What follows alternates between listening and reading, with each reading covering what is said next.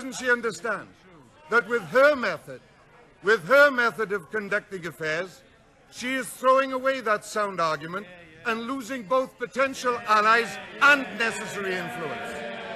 Won't the Prime Minister appreciate that even now, her tantrum tactics won't stop the process of change? They won't change anything at all in the process of change. All they do is to strand Britain in some European second division without the influence over change that we need, the industrial and financial opportunity that we need, and indeed without the real sovereignty that we need. First, Mr. Speaker, it is our purpose to retain the power and influence of this House and not to denude it of many of the powers. I wonder what the Right Honourable Gentleman's policy is in view of some of the things he said. Would he have agreed to a commitment to extend the community's powers to other supplementary sectors of economic integration without having any definition of what they are? Would he? Because you would have thought he would from what he said. One of them was that the Commission wants to extend its powers and competence into the area of health. We said no, we weren't going to agree to those things. And what he says, he sounded as if he would, for the sake of agreeing, little Sir Echo and saying me too. Would he have agreed to extending qualified majority voting within the Council, to delegating implementing powers to the Commission, to a common security policy, all without any attempt to define or limit them? The answer is yes. He hasn't got a clue about the definition of some of the things he is saying, let alone securing a definition of others. With regard to his strictures about economic and monetary union, that phrase was agreed to by the European community before we went in. It is one of those things which we inherited. It was agreed in 1972. When it came to defining it, we went in 1973, and I had really understood that most honourable and right honourable members opposite were actually in favour of being in. But I wonder today if they're changing their stance just for the sake of various debating points. With regard to our Commissioner Leon Britton, he is, of course, a member of the Commission. He is a loyal member of the Commission. Yes, the Commission does want to increase its powers. Yes, it is a non-elected body, and I do not want the Commission to increase its powers against this House. So, of course, we are differing. Of course, the chairman or the president of the Commission, Mr. Delors, said at press conference the other day that he wanted the European Parliament to be the democratic body of the community. He wanted the Commission to be the executive, and he wanted the Council of Ministers to be the Senate. No. No.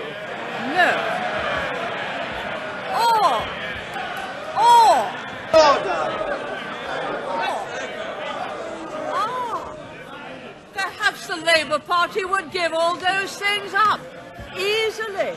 Perhaps they would agree to a single currency, to total abolition of the pound sterling.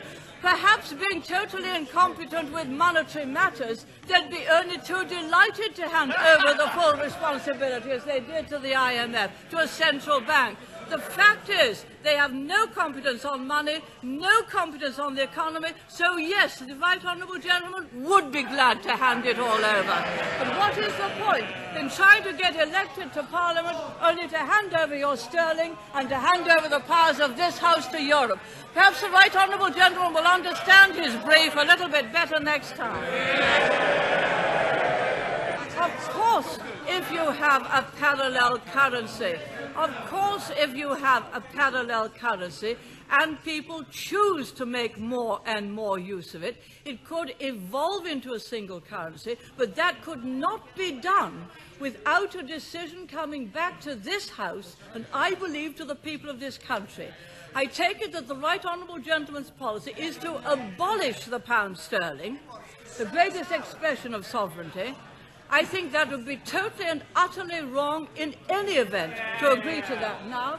That is a matter for future generations and future parliaments, and Parliament is supreme, not the Right Honourable Gentleman, the member of the Liberal Party. this government has no intention of abolishing the pound sterling. If the hard echo evolved into much, much greater use, that would be a decision for future parliaments and future generations. It would be a decision which could only be taken once, and a decision which should not be approached in this atmosphere, but only after the greatest possible consideration.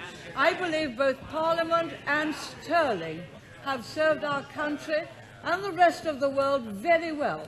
I believe we are more stable and more influential with it. I believe it is an expression of sovereignty. This government believes in the pound sterling.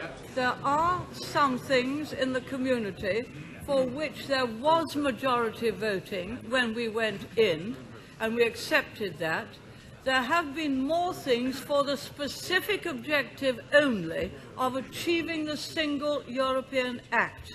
There is an attempt now to get far more passed by majority voting. That means that we would have laws imposed upon us, even though this House, more laws, was flatly against them. We expect our people to obey the law, mainly because it has gone through all the legislative processes in this House, and we should be very slow before we add to any majority competence on the part of the community. It is very ironic indeed that at a time when Eastern Europe is striving for greater democracy, the Commission should be striving to extinguish democracy and put more and more power into their own hands or into the hands of non-elected bodies. Is it not perfectly clear that what was being attempted at Rome was a bounce, and a bounce that led only one way, and that was to a single federal United States of Europe? And is it not vital that in this House, across party lines, it is possible for a Prime Minister to go and make it clear, if necessary, that Britain is prepared to stand alone, and that we don't relish it.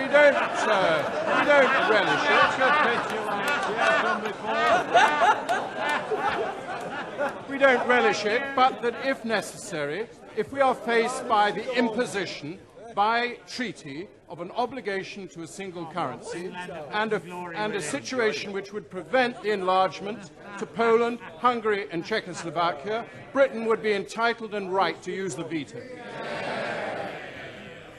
Mr. Speaker, I totally agree with the right honourable gentleman. That was precisely the stance we took. It is a stance we have taken on many previous occasions. The European monetary system to which we belong, is a system designed for 12 sovereign states in cooperation with one another to come to the exchange rate mechanism. What they are proposing now, an economic and monetary union, is really the back door to a federal Europe, and we totally and utterly reject that. We would have greater economic and monetary cooperation, which can be achieved by keeping our sovereignty.